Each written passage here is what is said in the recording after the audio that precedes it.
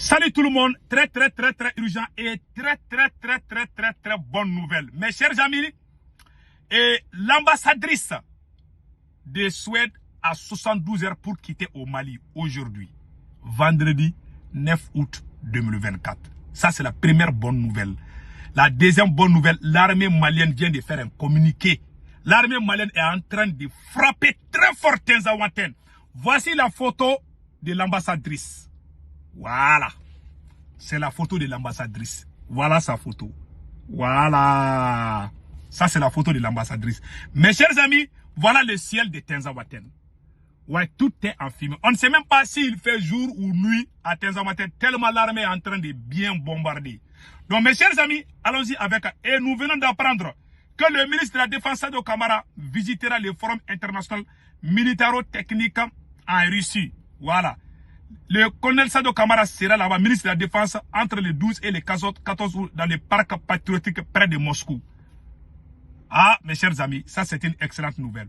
Aussi, allons-y maintenant et nous saluons vraiment Ablaye Diop, le ministre des Affaires étrangères. Le ministre des Affaires étrangères du Mali a donné 72 heures, voilà, à l'ambassadrice de Suède de quitter au Mali. Pourquoi le Mali a pris telle décision? Nous allons partir avec ça rapidement. Voilà, ça ne va pas être trop long. Voilà ce qui s'est passé. Le ministre de la coopération suédoise, Johan Forssell, a déclaré que l'aide de Suède au Mali cessera fin 2024 comme punition pour avoir rompu des relations diplomatiques avec l'État ukrainien. Vous voyez? Et pour eux, nous sommes des animaux. Donc il faut nous punir. Donc nous aussi, à notre tour, on vient de les punir. Et je salue cette décision que le gouvernement malien vient de prendre tout de suite. Voilà. Donc, voilà. Aujourd'hui, le Mali a donné 72 heures à l'ambassadrice de Suède à Bamako, Christina Kounel, pour quitter son territoire. Voilà. On ne dure pas dans mauvais rêve. Vous allez comprendre, vous allez apprendre à nous respecter. Source Nathalie Yam, la dame de Sushi. Voilà l'ambassadrice de Suède. Voilà la dame là. Donc, elle va quitter le Mali. Le Mali vient de prendre une décision patriotique. Une décision à saluer. Parce que on est en train de nous montrer, c'est comme si on ne peut rien, on ne peut rien faire. Donc voilà. Donc nous avons montré que nous existons. Nous ne sommes pas des sous-hommes. Voilà. Donc ça c'est une excellente nouvelle. Donc le Mali a donné 72 heures à l'ambassadrice de Suède de quitter le territoire malien tout de suite. Bravo aux autorités maliennes. La deuxième nouvelle aujourd'hui, ça c'est la victoire de l'armée malienne. Mes chers amis, nous allons lire le communiqué de l'état-major général de l'armée malienne. L'état-major général des armées informe l'opinion nationale que la période du 6 au 9 août 2024 a été marquée par d'importants succès de nos FAMA sur le théâtre des opérations. Le lundi 7 août 2024, aux environs de 18h30, le poste de sécurité de Kouakourou dans la région de Mopti a fait l'objet d'une attaque terroriste. La réaction de nos forces armées a été foudroyante et les combats très violents se sont poursuivis après le crépuscule avec l'intervention des vecteurs aériens.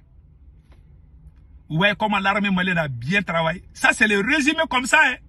Maintenant, hier jeudi 8 août 2024, les vecteurs aériens des forces armées maliennes ont procédé à une frappe chirurgicale dans la région de Kidal, zone Tinzaouaten. Au cours de cette opération, un blindé camouflé a été détruit et plusieurs terroristes neutralisés. En outre, nos vaillants forces armées poursuivent leur lutte triomphante contre les groupes terroristes et leurs alliés dans la zone de Tinzaouaten. Plusieurs terroristes ont été neutralisés et de nombreuses caches d'armes détruites. Ah, félicitations aux forces armées maliennes. Gardez-vous. Ah, je suis très content aujourd'hui. Je vais bien dormir ce soir. Vous avez vu maintenant? Donc, plusieurs caches d'armes ont été découvertes et ont été neutralisées, détruites. Les caches d'armes. Parce qu'ils savent que l'armée malienne est en train de les bombarder. Donc, ils sont en train de cacher les armes. Donc, nous avons les satellites russes en haut là-bas qui fouillent tout. Donc, on les cache. Voilà. L'état-major général des armées rassure la population de la détermination des forces armées à traquer ces bandits armés et sécuriser l'ensemble du territoire.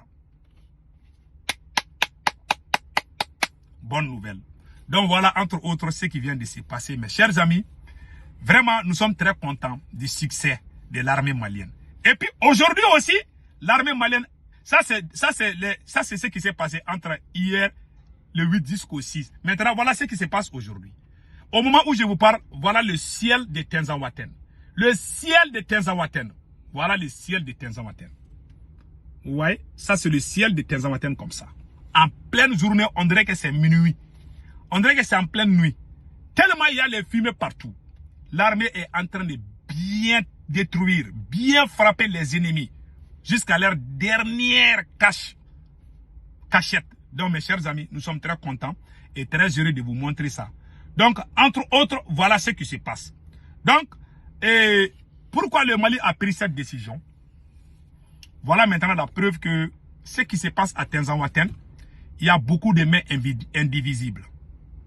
Donc, le Mali a pris vraiment la meilleure décision de donner 72 heures. Ce que la Suède nous a fait est une insulte. Vous savez, nous les Noirs là, on nous traite comme des sous-hommes. On ne nous respecte pas. Le Mali, vous voyez comment les Blancs se défendent entre eux. Le Mali a fait ça directement et voilà ce qui se passe. Donc ils sont ensemble, hein, ça c'est l'OTAN. Maintenant, le conseil que je donne à tous les Maliens, pour l'amour de Dieu, il faut soutenir cette décision que les autorités maliennes viennent de prendre. Moi, souvent, je ne suis pas d'accord avec certains comportements du président Assimi. Mais je ne vais jamais trahir le Mali. Je l'ai toujours dit. Aimons notre pays. L'armée, ce n'est pas pour Assimi. L'armée, c'est pour tous les Maliens. Mes chers amis, c'est le conseil que je donne au peuple malien. Soyons unis. Car, si ça tombe, si les terroristes attrapent aujourd'hui, même si toi, tu n'aimes pas la transition, si les terroristes se trouvent, ils t'attrapent, ils s'en fichent qui tu es. Donc, le soutien à l'armée est le devoir de tous les Maliens. C'est ce qui se passe. Quand il y a eu Charlie Hebdo là en France, là, je vous jure, tous les Français se sont donné la main. Nous devons apprendre à aimer nos patries. C'est très très important pour nous. Maintenant, le conseil que je donne aussi aux autorités maliennes, surtout au président Assimi Goïta. Mon cher président, Suède est un pays très proche des États-Unis. Il ne faut jamais minimiser les États-Unis et les pays européens. Ces gens sont très très forts en matière de sabotage des pouvoirs. Je répète encore. Il ne faut jamais minimiser ces pays de l'OTAN. Même au moment où je vous parle, il y a une partie de la Russie qui est en fait par l'Ukraine. Qui est en train d'armer l'Ukraine, c'est l'OTAN. Ces mêmes personnes-là veulent venir au Sahel. Le conseil que je donne au président Assimi Goïta. D'abord, nous saluons cette décision. Nous encourageons les autorités maliennes à ne pas avoir peur. Nous sommes avec eux, mais sur la base de la vérité. On ne va pas prendre tam-tam pour vous applaudir tous les jours. Si ça va, on dit ça va. Si ça ne va pas, moi je sors, je dis ça va pas. J'ai toujours été comme ça. Je ne suis pas si, ouais, non. Mais le conseil que je donne au président Assimi Goïta par rapport à cette décision, le Mali a pris des importantes décisions qui sont sans conséquences. Le Mali a rempli ses relations diplomatiques avec l'Ukraine. Bravo. Tous les dignes fils doivent être fiers de ça. Je suis d'accord. Et vous avez la bénédiction de nous tous. Nous sommes de cœur avec vous. Aujourd'hui, vous avez chassé l'ambassadrice de Suède, Christina Kunel. C'est une fierté, pas seulement malienne, mais africaine. Nous sommes très contents. Maintenant, Che Guevara dit, si tu as 9 balles, si tu as 10 balles à tirer contre tes ennemis de l'extérieur, là, il faut tirer une seule balle. Tes vrais ennemis se trouvent dans ta propre maison. Mon cher président Assimi Goïta, le Mali est sur le point de rentrer dans l'histoire. Mais nous avons affaire avec des gens très dangereux. Comment les autres pays ont résisté? Parce qu'ils ont fait l'union. Quand tu as la bénédiction de ton père, tu as la bénédiction de ta mère, tu as aussi la bénédiction de tes collaborateurs. Même si tu as la bénédiction de ton père et de ta mère, les gens avec qui tu travailles, si tu les trahis, Dieu ne va pas exaucer tes vœux. On ne veut pas que cela vous arrive. Si toi tu deviens président aujourd'hui, tu dis, ah, j'ai mon cousin là, il faut que lui il vienne à côté de moi. Peut-être qu'il est pro-français. Ton cousin vient, il est pro-français. Lui aussi, il va amener son ami, lui aussi il est pro-français. Ils vont amener. Tu vas te retrouver dans les salons de Macron. Mon cher président, voilà ce qui arrive. Voilà ce qui est en train de vous arriver. C'est mon conseil. Hein. Les parentés là, il faut laisser à côté. Pardon. Travaillez avec ceux avec qui vous avez tout commencé. Si vous ne prenez pas ce chemin-là, les restes c'est du populisme et ça va se retourner contre vous. Je vous jure. On peut se cacher à tout sauf Dieu. L'honnêteté, la sincérité sont la clé de réussite. Ça c'est clair. Vous savez, moi quand je vois la vérité, je ne regarde pas comment les gens vont réagir. Je sors, je le dis. Et je suis à l'aise. Je m'en fous ce que les gens vont dire. Parce que tout va se savoir. Je vous respecte. Je vous adore. Mais je vous conseille d'écarter vos parents, vos amis, vos proches dans les histoires de pouvoir. Nous sommes dans une guerre très sérieuse. Si jamais tu n'as pas la bénédiction de ton peuple, tu triches, tu caches certaines choses, ces gens-là qui sont contre toi là, ils vont t'avoir, ça c'est clair. Comment ils ont eu Kadhafi? Ils ont dit que Kadhafi a placé ses enfants partout. Et les Libyens se sont levés.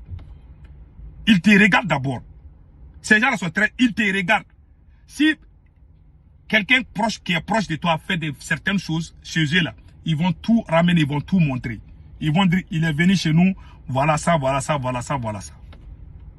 Quand nous on est sorti contre Ibeka, il y a eu les photos de fuite du fils d'Ibeka. Il faut vraiment écarter vos parents dans les pouvoirs. C'est mon conseil, mon cher président.